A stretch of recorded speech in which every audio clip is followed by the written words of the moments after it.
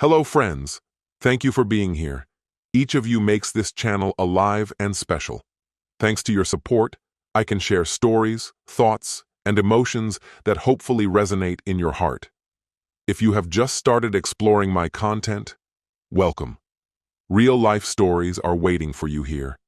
Subscribe, like, and share your impressions. Your voice is very important to me.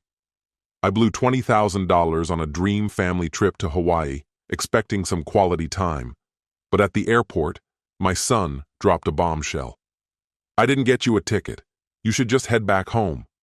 It looked like they planned to leave me behind the whole time, like I didn't even matter. 3 weeks later, they came back to find me standing with a guy in a suit, ready to shake things up. "Dad, I've got bad news." Simon's voice cut through the airport noise. I paused, my suitcase halfway down, bumping my leg, while the Hawaiian Airlines check-in counter bustled with families decked in flower leis. "What bad news?" I pushed, though I already had a bad suspicion. He couldn't meet my eyes locked onto the departure board, hands shoved deep in his pockets. "I forgot to buy your ticket." His words felt like storm clouds over us. Travelers hurried by, clutching boarding passes and buzzing about beaches and luau's, hitting me as mockery. "You forgot?" My voice felt as small as I did. "Simon, we've planned this for months." "I know," he muttered, finally glancing my way. "There was so much to handle and work's been crazy." "I gave you $20,000, I reminded him, feeling the weight of it as I spoke. "For everyone, the entire family." "We're grateful, Dad, really." Simon glanced at his watch, then towards the departure gates. "But the flight's leaving soon and—" I was already heading to the counter, my suitcase trailing behind. The wheels caught on something, but I kept going. This had to be fixed. "Excuse me," I said to the woman at the counter. Her uniform was sharp, her smile all business. "Any flights to Honolulu today?" She started typing. "What name was the reservation under?" "Lee Willis," I blurted out, hoping it was just a mix-up. More typing, then her smile wavered. "I don't see a reservation under that name. Are you sure it was with Hawaiian Airlines?" My heart sank. "It must be. My family." I turned to find Simon, but he was already pacing near security. "I'll do a broad search," the agent said. "When were you meant to fly?" "Today, now. My son's family already has tickets." She nodded, typing away, her glasses reflecting the screen's glow. "I see a Simon Willis, party of 4 for 4:15, but no Lee Willis." The ground seemed to shift. "Check again." I double-checked. "Would standby work?" A sliver of hope. "Yes, anything." "I'm sorry, we're fully booked today. There's a big convention in Honolulu. What about tomorrow? I'll pay for first class, whatever's needed." Simon appeared, gripping my arm. "Dad, we need to talk." "Not now," I snapped, shrugging him off. "We'll sort this out." "No, we won't," he insisted, pulling me away. The agent looked uneasy as other travelers took notice. A kid pointed at my fallen suitcase. "What do you mean it's not going to work?" I grabbed my suitcase, my hands shaking. "There must be another flight." "Dad, listen," Simon said, his tone sharp. "The vacation starts today. My family is through security. Then find another way to get me there." "No," he said, his voice hard. "We won't." The departure board flickered, flight times shifting. The 4:15 to Honolulu showed a final boarding call in glaring red. "You're worrying me, Simon. What's really happening?" He glanced at his watch like it was betraying him. "What's happening is you need to go home. We'll handle the vacation." "Handle?" My voice broke. "I paid for it all. The hotel, the car, the whole deal for the kids." "Yeah, we get it. But argument won't help here." The terminal's AC hummed above, but I felt hot and off balance. Everything felt wrong. We spent 3 months planning, $20,000, countless family dinners, dreaming about snorkeling and sunset dinners, and now Simon was acting like I was an inconvenience. "Head home, just head home," he kept saying as he backed away, moving towards the security checkpoint. "We'll call from the hotel." That's when I really noticed the look in his eyes. It wasn't just the panic of a misplaced ticket or the guilt of a slip-up. It was relief. Simon turned on his heel, walking towards the gate, leaving me standing with my suitcase in the middle of the terminal, watching him fade into the crowd as if he'd planned this all along. The Hawaiian Airlines counter felt like my only safety net in this swirling chaos. I went over to the same agent who gave me a nod of recognition. "Did you manage to sort things out with your family, sir?" she asked. "Actually, I need you to check something for me," I replied, trying to sound more confident than I was. "Can you look up the reservation under Simon Willis? When was it booked?" She hesitated, glancing towards the checkpoint where Simon had vanished. "I'm not really supposed to," she said, but her fingers started typing. "It was booked 6 weeks ago. Party of 4, 2 adults, 2 kids. 6 weeks ago, not 3 months, and definitely not last week like Simon told me when he said he was wrapping things up. He decided I wasn't going that long ago, and no one added me into the plans. No, sir, the booking's unchanged since it was made." My legs turned to jelly, so I grabbed the counter's edge to steady myself. "Are there any other flights? Anything to Honolulu today, tomorrow, or even this week?" As she searched, her expression softened with each attempt. "It's convention season, sorry. United's got a 47-person wait list. Alaska's full until next Tuesday." Next Tuesday. The words left a bad taste in my mouth. By then, the trip would be half over. "There's one option," she said quietly. "Southwest has a red-eye tonight with 2 stops. You'd arrive Thursday afternoon, but it'll be expensive since it's last minute." "How much?" I asked. $1,800, she replied. I reached for my wallet, then caught myself. Off in the distance, I could see the Hawaiian flight gate. Simon was likely there now, probably texting Fern to say that everything was all set. The problem, me, was solved. "Sir," the agent's voice brought me back to reality. "He knew," I whispered, more to myself than her. "He knew the whole time." She looked genuinely concerned for a man tangled in his own family issues. I suddenly felt exposed. It wasn't her problem, just the mess of family truths that shouldn't go public. "Is the flight still boarding?" I asked. "Final call was 10 minutes ago," she said. "They're probably shutting the doors as we speak." Just then, the intercom buzzed. "Hawaiian Airlines Flight 447 to Honolulu is now closed for boarding. All passengers should be on board." Turning to look at the gate, I could see the last stragglers making their way down the corridor, parents clutching their kids, bags bouncing along as they all headed off to Hawaii together. My phone vibrated, a message from Simon. "Sorry, Dad. I'll call you from the hotel. Take care." Take care. Like I was merely a nuisance they'd finally shaken off.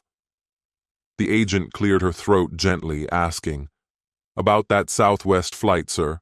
Want me to hold it while you make up your mind?" I glanced at my phone. No real explanation, no heartfelt apology, just a dismissive text after they'd taken $20,000 and 3 months of my excitement. "No," I answered, sliding my phone back into my pocket. "No, I don't think I'll do that." "You sure? I can hold it for 15 minutes, she offered. "I'm sure," I confirmed, because that's when it hit me, standing there with the smell of coffee and the noise of wheeling suitcases all around me. This wasn't just about a ticket mix-up, poor planning, or even Simon being selfish. It was about how they thought of me, how they believed they could treat me like an idiot. The departure board updated again. Hawaiian Flight 447 changed to departed in bold black letters. Simon and his family were in the air, probably cheering. As they enjoyed their complimentary drinks, patting themselves on the back for their much-deserved holiday, I grabbed my suitcase and walked out. I wasn't feeling sorry for myself anymore. With each step away from the gate, my mind got clearer. Oh, they may have thought Lee Willis would just head home, maybe mutter a few complaints, and ultimately accept being pushed aside. They were in for a big surprise. The automatic doors swished open, and I walked into the afternoon breeze, already plotting my next move. Behind me, the terminal buzzed with travelers heading off to various locales. I, too, had a destination in mind, just not the one anyone expected. Though the taxi line was longer than I'd have liked, I didn't mind the wait. It gave me time to think things through, like letting stirred water eventually find calm. "Where to?" asked the driver as I hoisted my suitcase into the trunk. He seemed like he'd been at this all day, worn out, with the weight of countless airport shuttles on his shoulders. "Oakland, Montclair District," I said, as I slid into the back seat, phone in hand with Simon's pathetic message still glowing. As we left SFO behind, I stared out at the familiar sights of the Bay Area. Streets and houses sprawled along the peninsula, where other families were likely enjoying dinner, sharing plans, not figuring out how to cut out their dad. "Tough day?" the driver asked, glancing back at me in the mirror. "Getting rougher by the minute?" Normally, I'm not one for small talk with strangers, but there's an ease in the anonymity of a taxi ride. "Ever have your family turn on you?" He chuckled, but it was devoid of real humor. "Brother, I've got ex-wives who've been scheming against me for years. Family knows where to hit hardest. Hit hard, precise, and straight to something crucial. Exactly how this felt." As we passed through Daly City, I played back conversations in my head. Back in March, when I first mentioned doing something special for the grandkids, Simon had eagerly said, "Dad, that's a great idea. I'll handle everything." Or in April at Fern's dining room table, flipping through hotel brochures, Pearl bouncing with excitement, "Oh, Lee, this is so generous of you." With Fern nodding, quieter than usual but seemingly on board. Now in hindsight, the writing was on the wall. Simon's insistence on handling all the bookings. Fern suggesting maybe another hotel in case the kids became too noisy. Pearl talking about how older folks might prefer other activities. They were nudging me out of the picture from the start. "Know what the worst part is?" I said, meeting the driver's eyes in the mirror. "What's that?" "They assumed I'd just take it, roll over and disappear. And you're gonna prove them wrong?" As the Bay Bridge drew nearer, its cables forming geometric patterns in the sky, I replied, "I'm 68, spent 43 years as an engineer, raised a son who now thinks I'm some pushover, but I didn't get this far by being a doormat." The driver chuckled. "Now that makes sense." My phone buzzed again. A new text from Fern popped up.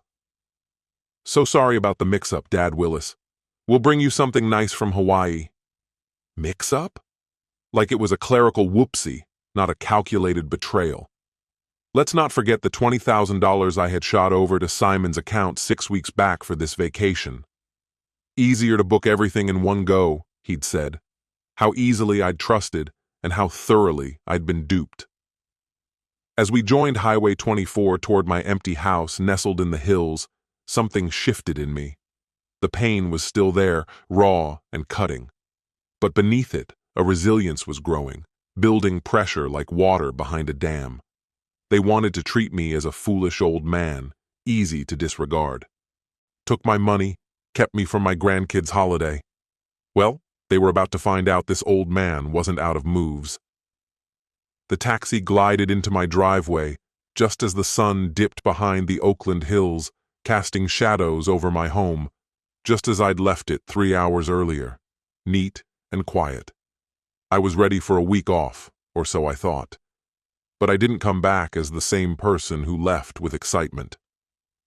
"That'll be $47.50, said the cab driver. I handed him $60. "Keep the change, thanks for the chat." He gave a chuckle. "Hope whatever you're up to is worth it."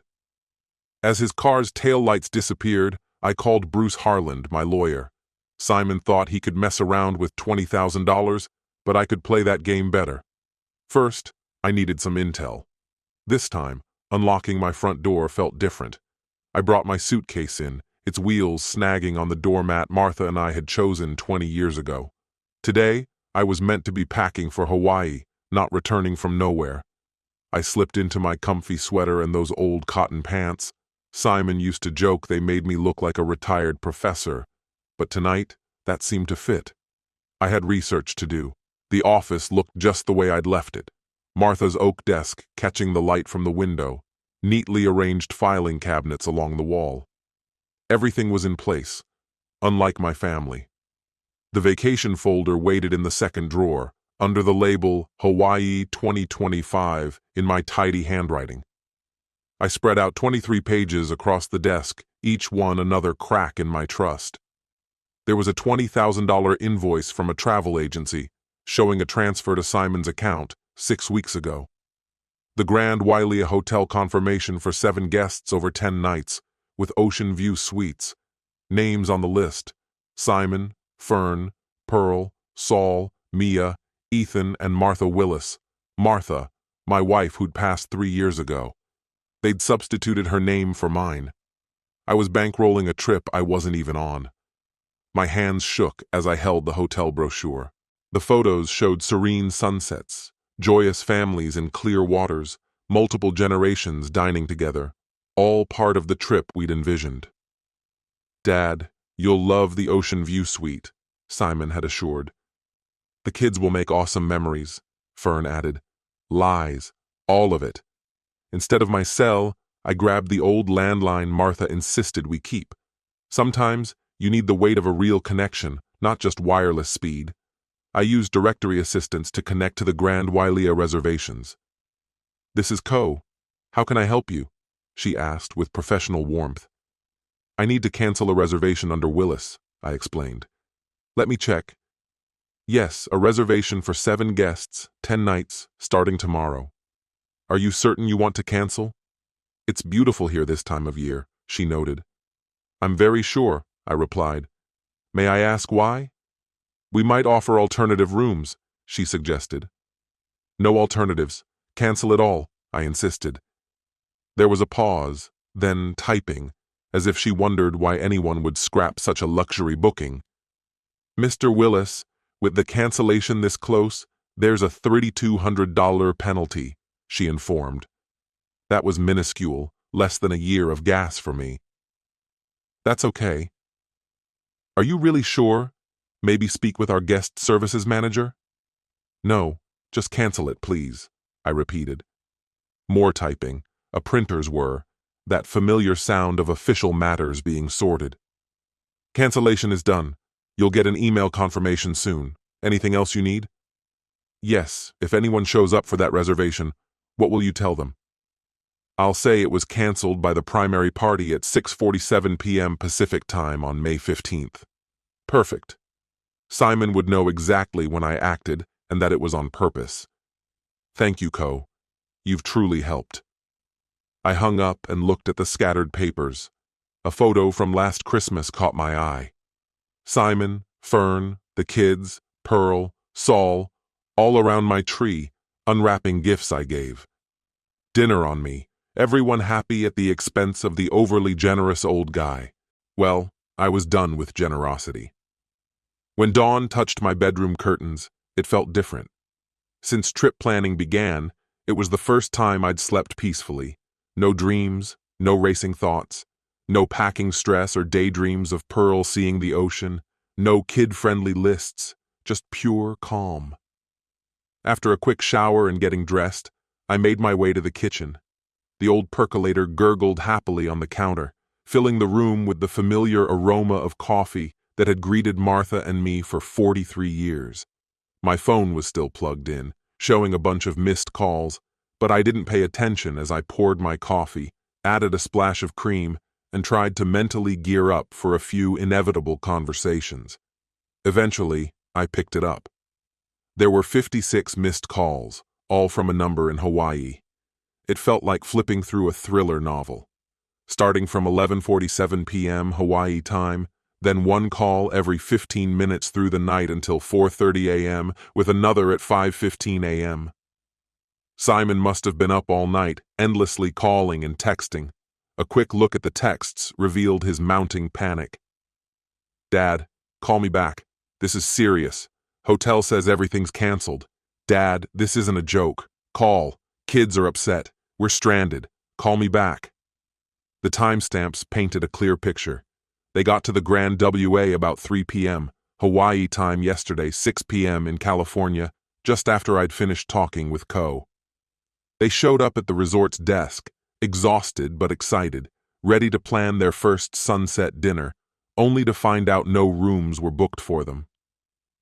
Taking my coffee to the living room, I settled into my favorite armchair by the window.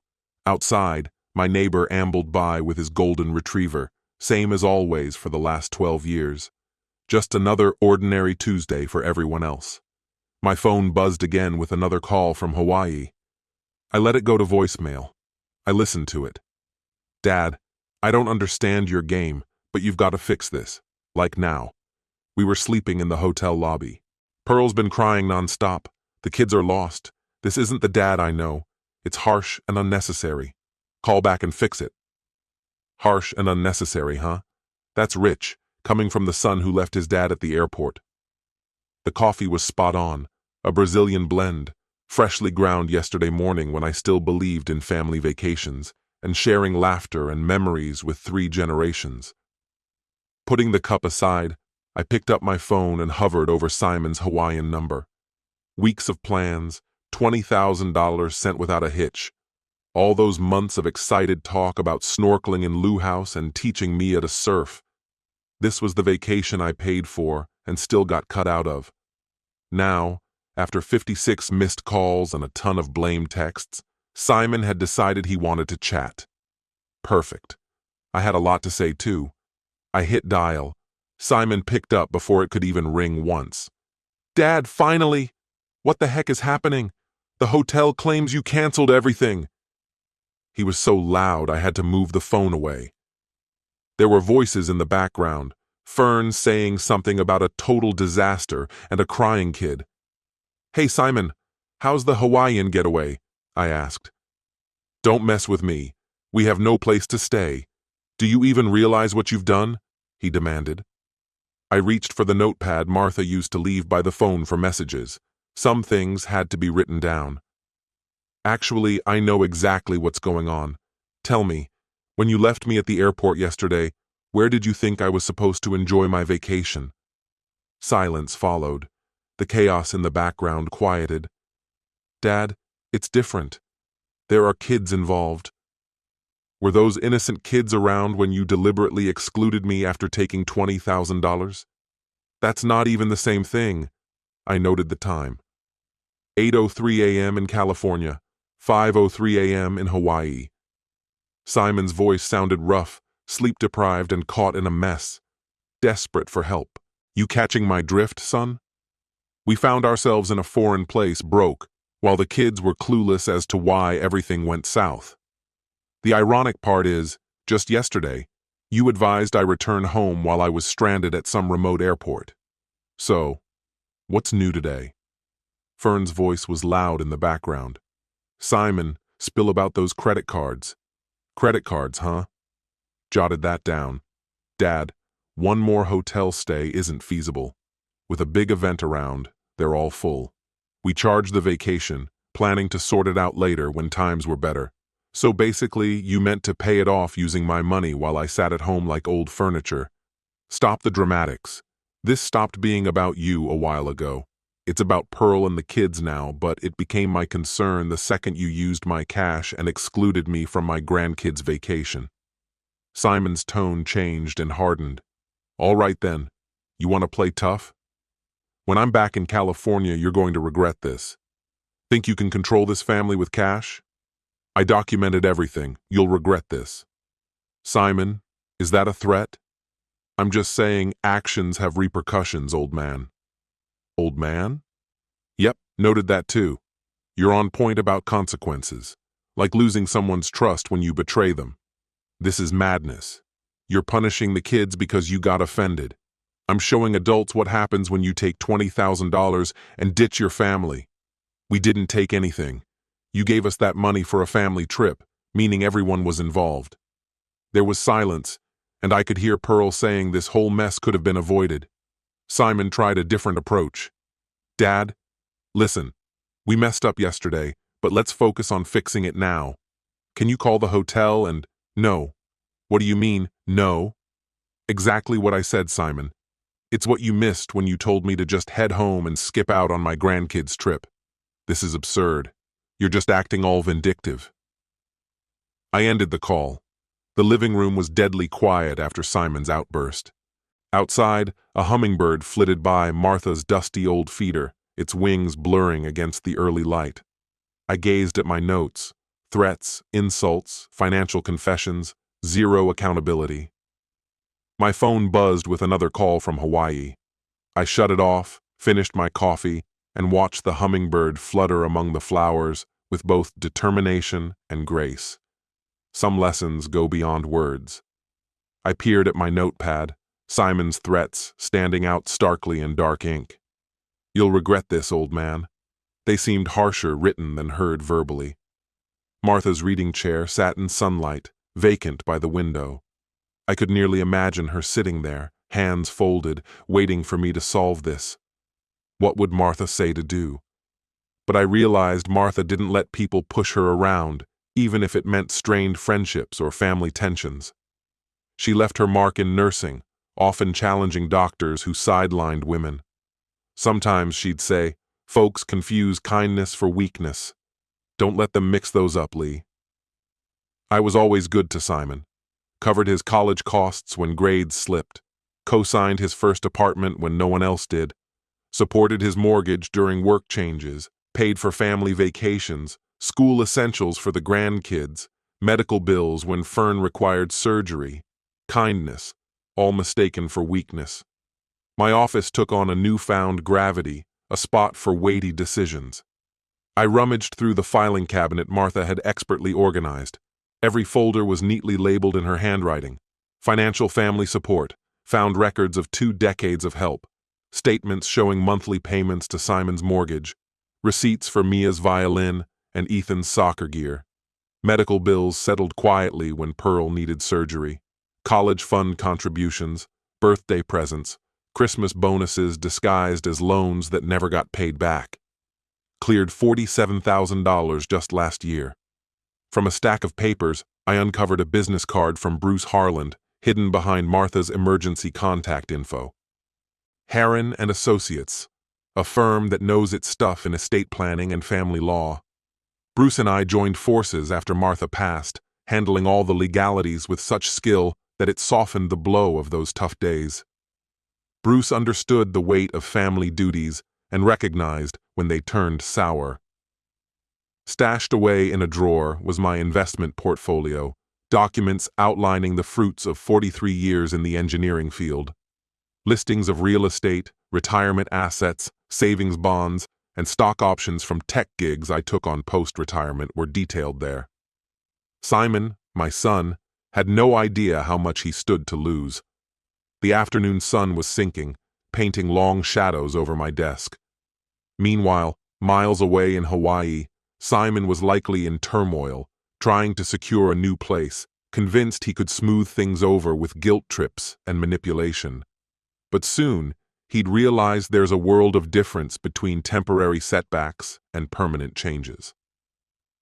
I picked up the phone, Bruce's card in the other hand, feeling like I was finally steering toward a destination I'd been avoiding all my life. Martha had made sure I knew the difference between justice and revenge. Revenge? That was a mess, emotional and hollow. But justice was orderly, fair, and taught its own lesson. Simon was ready to play hardball. Fine by me. I'd spent years in corporate talks with people who assumed my engineering chops meant I was a pushover. They only made that mistake once. After 1-2 rings, a friendly voice came through. "Harland and Associates. This is Jennifer in Bruce Harland's office. How can I help you?" I replied, "This is Lee Willis. I need to book an urgent meeting with Bruce about estate planning." We locked in an appointment for the next day, and I slept better that night than I had in weeks, waking up refreshed and ready for the drive to San Francisco. Bruce's office was perched on the 15th floor of a sleek glass building overlooking the bay. The setup was marble and fine woods, definitely the kind of place that wasn't cheap but delivered results worth every dime. "Lee, come on in," Bruce said, giving me a solid, reassuring handshake. At 55, he carried himself with the ease of someone seasoned in navigating knots of complicated issues. I settled into the leather chair by his mahogany desk, laying out my documents like pieces of evidence: bank statements, receipts, threatening messages, our call notes. "So, what's happening?" Bruce inquired, taking up a notepad. I unrolled the story, from the planned family trip, the unexpected airport exclusion of Simon, the hotel booking fallout, 56 hysterical calls, to the nasty threats once he realized his tricks wouldn't work on me. Bruce took notes, throwing in sharp questions that showed his knack for understanding familial strife. "How long has this financial dependency existed?" he asked. "About 20 years, I answered. "I've got records from his first home loan. And his threats? Crystal clear. I documented them word for word." I handed over the notes. "You'll regret this, old man. Actions have consequences." Bruce examined the notes, his expression getting more serious. "Lee, this looks like a case of attempted financial coercion. In California, such grounds can lead to disinheritance with safeguards against challenges." "Meaning?" I leaned in. "Meaning," Bruce clarified, "we can revise your will to prevent Simon from contesting it legally." A wave of relief hit me, like shedding a load I didn't even know I was lugging around. "I want him entirely cut off," I said. "Whatever I've built should support causes that matter." Bruce turned to his computer, pulling up estate planning templates. "Let's explore your options. We can draft a new will naming charities as beneficiaries and outline why Simon's excluded." We spent an hour in the details, deciding that the Oakland Children's Education Foundation would be a beneficiary.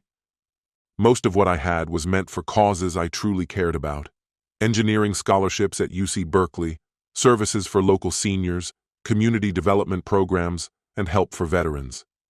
These would all be managed by people who understood what true responsibility meant. "Your bank statements make it obvious that you've been financially exploited," Bruce said as he sifted through them. "With the threatening messages added in, it's a strong case for disinheritance." "How long will this whole process take?" I asked. "I can have everything ready for you to sign by next week," Bruce replied. "We'll need witnesses to get it notarized, and I'd recommend recording the signing process to confirm you're making the decision with a clear mind." I was on board with whatever needed to be done. Bruce leaned back in his chair, meeting my gaze to make sure I grasped the gravity of the situation. "Lee, this is it. Once it's final, you'll be redefining your family ties." "They made the first move," I said. "I'm just making it formal." "Are you completely certain about this? No lingering doubts about the grandkids?" Bruce inquired. I reflected on Mia and Ethan, remembering their sweet faces at family dinners and birthday parties I had organized. "They stand to benefit more from scholarships than from any money their dad would handle," I assured him. Bruce nodded. He understood where I was coming from. "All right then. I'll draft documents to completely disinherit Simon while safeguarding you from any legal issues," he said, shaking my hand firmly, offering both professional assurance and personal understanding. "I'll inform you when everything is prepared for your signature." As I walked out through the marbled lobby, I felt unburdened for the first time in ages. The law was on my side. Justice was in sight.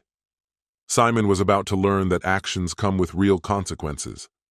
During the elevator ride down those 15 stories, I had time to reflect on everything that had just unfolded in Bruce's office. Legal protection was coming, a tangible response to Simon's betrayal and threats. The week pleasantly drifted by, filled with calming routines I had ignored during months crammed with vacation plans. Morning walks through my Oakland neighborhood, afternoons spent reading in Martha's chair, and easy evening meals not squeezed around family calls or visits. No more frantic checks on Simon's travel updates. No more agonizing over Pearl's opinion of the dinner reservations I'd made, or whether Saul would enjoy activities suited to his arthritis. Just peaceful order while Bruce prepared the legal paperwork that would change everything. Friday afternoon, my phone went off. It was Bruce's office. "Lee, the documents are ready. Can you come by on Monday to sign?" "Definitely. And just to make sure, you're still set on making these changes?" "More than ever," I confirmed. Monday morning found me back at Bruce's downtown office, this time with more people in the conference room. His secretary, Mrs. Chen, and a paralegal named David were seated at the glossy table, surrounded by notary stamps and official papers laid out like tools for surgery. "This is the formal will signing," Bruce explained as he settled into his chair. "Everything must be witnessed and notarized to prevent any future disputes." The new will lay in front of me, 23 pages of legal language turning my anger into concrete outcomes. Each page spelled out how my son Simon Willis was excluded from any inheritance, detailing the charitable trusts and naming Bruce as the executor with the authority to follow my wishes. "I'm going to read out the crucial points," Bruce said, his tone heavy with significance. "The testator, Lee Willis, in full control of his faculties, hereby disowns his son, Simon Willis, from any inheritance for proven acts of financial exploitation and threats against the testator." Those words were firm and final. "Also, the testator names the following charities as main beneficiaries," Bruce continued, going over the list we carefully organized. "The Oakland Children's Education Foundation would receive $400,000. UC Berkeley's Engineering Scholarship Fund would get $300,000. The remainder would be divided among senior services, veterans assistance, and community development, aimed at benefiting communities that would appreciate it rather than entitled relatives." Mrs. Chen adjusted her glasses and, "Mr. Willis, do you clearly understand all these provisions?" "Yes." "And you're signing this will by your own choice, without any pressure?" "Absolutely, of my own free will." David flipped on the video camera perched on the tripod. "Could you please say your name and today's date for the record?" "Lee Willis, May 25th, 2025, I replied. "You're choosing this on your own?" I nodded. "I am." With a calm hand, I signed my name, each stroke deliberate. Mrs. Chen and David added their names as witnesses, making sure my decisions couldn't be contested later. The notary seal made a firm imprint on the paper, officially sealing the deal under California law. "We'll keep the original secure in our vault," Bruce said while handing me the copies. "These are for you, one to keep on hand and another perhaps in a safety deposit box," he suggested. "When do you think they'll know?" I asked. "That's whenever you're ready to tell them," he replied. I tucked the envelope under my arm, its presence like armor against future disputes. Their flight's touching down Thursday afternoon. They'll likely want to sit down and have a family chat about what went down. Bruce nodded, understanding that family talks after a crisis usually reveal everyone's true intentions. Stepping outside his office, the usual hustle and bustle of San Francisco greeted me. Business folks hurried to meetings, tourists clutched maps, and street performers entertained crowds, while my world felt topsy-turvy. Driving home over the Bay Bridge with Martha's favorite view of the city's skyline stretching out like a postcard, I knew she'd be on board with what I did today.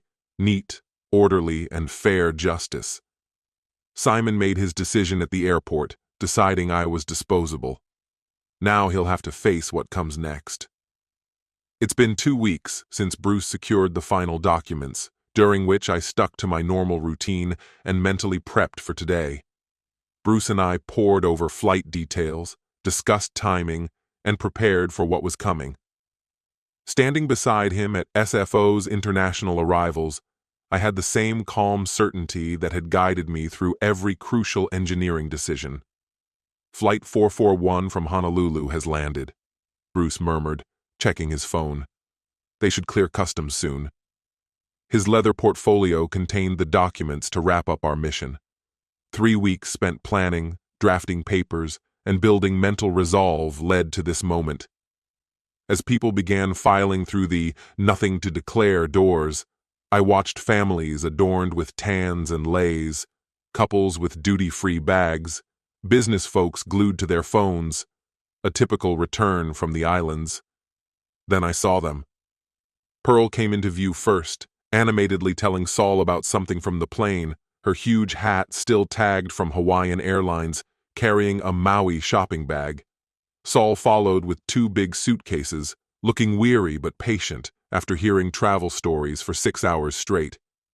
Fern and the kids trailed them, with Mia sporting a grass skirt over her shorts and a plastic ukulele, while Ethan wore a lei of fake flowers, both eagerly searching the crowd for familiar faces. Simon appeared last, engrossed in his phone, easing back from island life. His loose Hawaiian shirt and board shorts gave off the vibe of someone who thought his worries were now behind him. Mia spotted me first. "Grandpa!" she called, sprinting over, her toy ukulele bouncing along.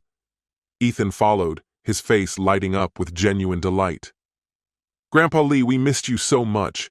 Wait till you hear about the dolphins." I crouched to hug them, their little arms clinging to my neck with the unique love only grandkids can offer. For a moment, the gravity of the situation hit me. Then I caught Simon's eyes. He'd stopped, his vacation vibe vanishing as he absorbed the scene. Things took an unexpected turn. Simon's gaze flickered between me and Bruce, sizing up my lawyer's sharp appearance and the portfolio he held. "Dad," Simon's voice sounded weary and worn. "What are you doing here?" "I'm just here to say welcome back," I said as I stood up, guiding the kids to my side. "How was the trip?" Fern appeared next to Simon, her expression shifting from puzzled to somewhat worried when she spotted Bruce. Meanwhile, Pearl chatted away blissfully, untouched by any awkwardness. "Lee, what a surprise! You've got to hear about the luau and the amazing breakfast buffet at the resort." Sol's voice turned soft, sensing something serious that Pearl hadn't noticed. "Maybe we should—" Bruce cut in, all businesslike. "Mr. Simon Willis." His tone was so formal, like he was handling official business. Simon's face lost all its color, despite his vacation tan. Bruce handed him a sealed manila envelope as seriously as if it were court papers. "Mr. Simon Willis, this is your father's updated will, executed May 25th, 2025. Simon's hands shook as he took the envelope, and suddenly, all the noise and chaos of the airport vanished, with everyone focused on the legal document. "What is it?" Fern whispered, eyeing the address on the envelope. Simon struggled to break the seal, his vacation relaxation completely lost. He unfolded the papers, rapidly scanning the legal jargon with his eyes. I watched as realization dawned, a mix of confusion, disbelief, and then shock when he reached the part about being cut out. "This can't be happening," he murmured, almost to himself. Fern peeked over his shoulder, her face turning pale as she grasped the implications. "Lee," she tried to speak calmly, "we can sort this out, right? Consider the kids. They're your grandkids." "I considered them," I replied evenly. "It's why I shelled out $20,000 for their Hawaiian trip." Simon snapped his head up from the papers, eyes burning with desperate anger as his plans fell apart. "You can't do this to us. I'm your son." "Yes," I said, "the son who left me stranded at the airport and threatened me when I stood up for myself." Pearl finally picked up on the gravity of the situation, pausing mid-sentence. "Lee, what's going on? Why does everyone look so upset?" Sue held her arm gently. "Pearl, maybe we should give them some space." But Simon wouldn't back down. "This can't be. You can't just cut out family like that. There are laws." Bruce remained calm. "Actually, Mr. Willis, California probate law permits your father to distribute his estate as he wishes. It's all legally binding." "I'll challenge this in court." Simon's voice rose, attracting glances from other travelers. "This won't stand." "Go ahead," I told him. "Bruce is ready for that. A video of my competence evaluation will convince any judge." Fern continued examining the documents, thinking about what they were losing, the house, the investments, everything. "All of it," Bruce confirmed. The Oakland Children's Education Foundation and UC Berkeley Engineering Scholarship Fund now hold the main benefits. Simon crumpled the papers in his hands, then tried smoothing them out as if that might change the contents.